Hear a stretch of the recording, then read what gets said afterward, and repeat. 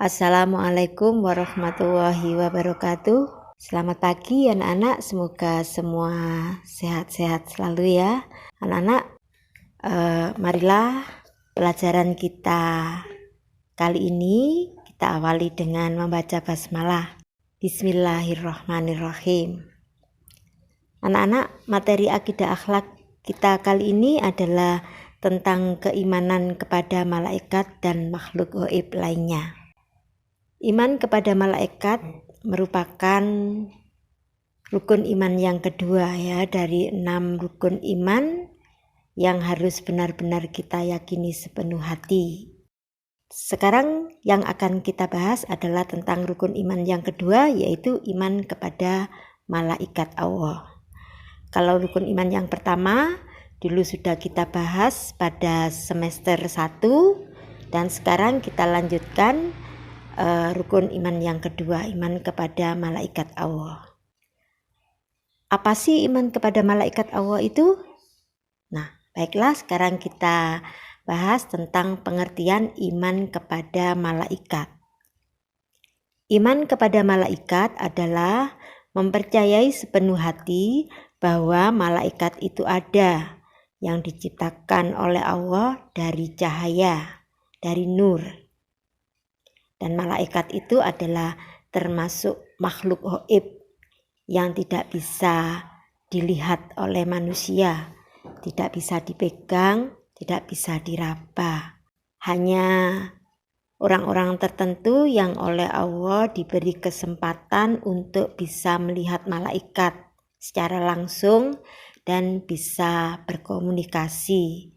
Misalnya para nabi dan hamba-hamba Allah yang terpilih seperti ibunya Nabi Isa, meskipun beliau bukan nabi tapi oleh Allah diberi kesempatan untuk bisa bertemu dengan malaikat. Sedangkan kita sebagai manusia biasa tidak bisa bertemu dengan malaikat. Sekarang kita lanjutkan membahas tentang dalil adanya malaikat. Dalil tentang malaikat ini banyak sekali dijumpai di dalam Al-Quran. Di antaranya ya sebagian itu ada dijelaskan dalam Al-Quran surat Al-Hijr ayat 30 yang bunyinya A'udzubillahi minasyaitonirrajim. Bismillahirrahmanirrahim. Fasajadal malaikatu kulluhum ajma'un. Artinya, maka bersujudlah para malaikat itu semuanya bersama-sama.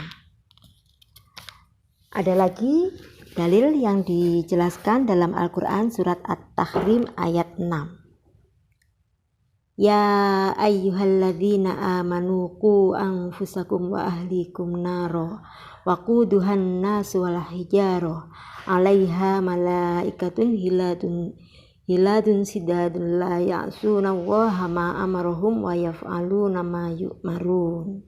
Artinya, hai orang-orang yang beriman, peliharalah dirimu dan keluargamu dari api neraka yang bahan bakarnya adalah manusia dan batu. Penjaganya malaikat-malaikat yang kasar, yang keras, yang tidak mendurhakai Allah terhadap apa yang diperintahkannya kepada mereka dan selalu mengerjakan apa yang diperintahkan. Juga diterangkan di dalam satu hadis yang bunyinya Al-imanu antu'mina billahi wa malaikatihi wa kutubihi wa rusulihi wal yaumil akhiri wa tu'mina bil qadari khairihi wa syarrihi. Artinya, iman itu adalah percaya kepada Allah, kepada malaikat-malaikat Allah, kepada kitab-kitab Allah, kepada rasul-rasul Allah, dan kepada hari akhir. Dan percaya kepada qadar yang baik maupun yang buruk.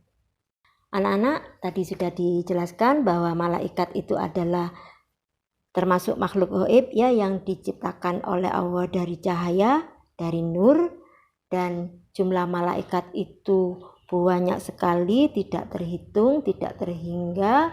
Tidak ada satupun manusia yang tahu jumlah malaikat, hanya Allah yang tahu jumlahnya.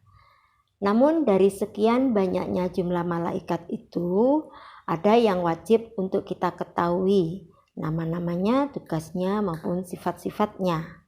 Nah, malaikat-malaikat yang wajib kita ketahui itu ada 10 jumlahnya ya, yang wajib kita ketahui. Yang pertama yaitu malaikat Jibril. Malaikat Jibril bertugas untuk menyampaikan wahyu dari Allah kepada para nabi dan rasul. Kemudian oleh para nabi dan rasul, wahyu atau ajaran dari Allah itu diajarkan kepada umat manusia, sehingga kita tahu ajaran dari Allah ini.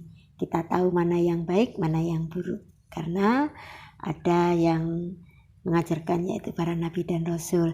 Berikutnya yang kedua yaitu malaikat Mikail. Malaikat Mikail bertugas untuk membagi rezeki kepada seluruh makhluk, termasuk kepada manusia. Malaikat Mikail juga bertugas untuk mengatur alam semesta, yang mengatur perjalanan matahari, perjalanan angin, menurunkan hujan dan lain sebagainya. Itu adalah termasuk tugas dari malaikat Mikail. Yang ketiga yaitu malaikat Israfil. Malaikat Israfil ini bertugas untuk meniup sangkakala. Maka kalau malaikat Israfil ini sudah melaksanakan tugasnya meniup sangkakala, sudah dipastikan pasti hari kiamat itu sudah datang. Oke, dilanjutkan dengan yang keempat yaitu malaikat Israel.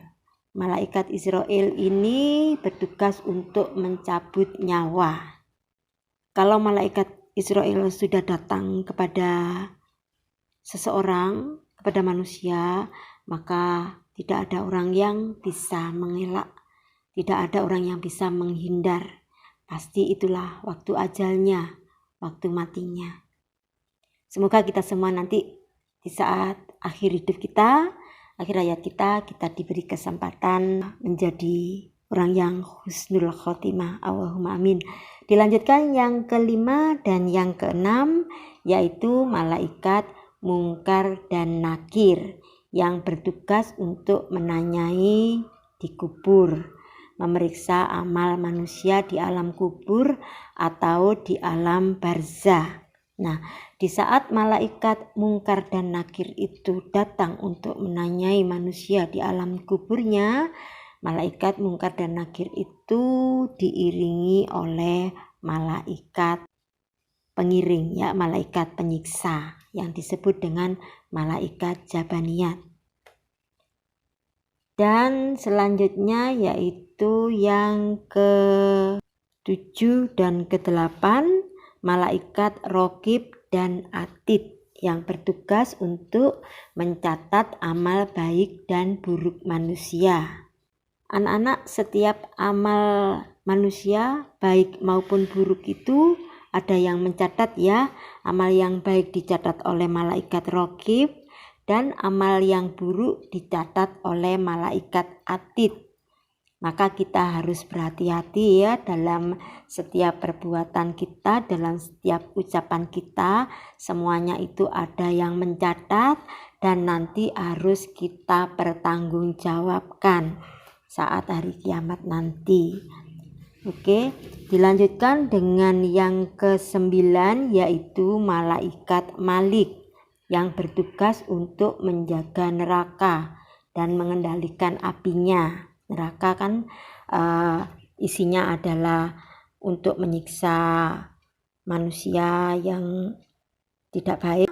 Di sana ada penyiksaan yang berupa api, maka malaikat yang menjaga yaitu malaikat Malik. Berikutnya yang ke-10 yaitu malaikat Ridwan yang bertugas untuk menjaga surga, menjaga pintu surga ya. Kebalikan dari malaikat Malik.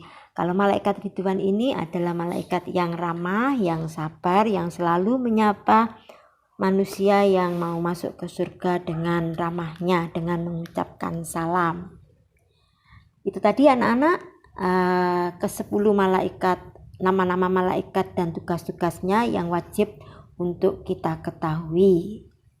Baiklah anak-anak, untuk tugasnya kali ini seperti biasa ya, ada di WA. Nanti sebelum kita akhiri, Sebelum Bu Yayu pamit, marilah kita akhiri pelajaran kita kali ini dengan membaca hamdalah. Alhamdulillahirabbil alamin. Semoga pelajaran kita kali ini meskipun hanya singkat bisa bermanfaat buat anak-anak, buat kita semua, dan bisa semakin meningkatkan, semakin mempertebal iman kita. Allahumma amin. Bu Yayu akhiri, wallahul muwaffiq ila aqwamit thoriq. Wassalamualaikum warahmatullahi wabarakatuh.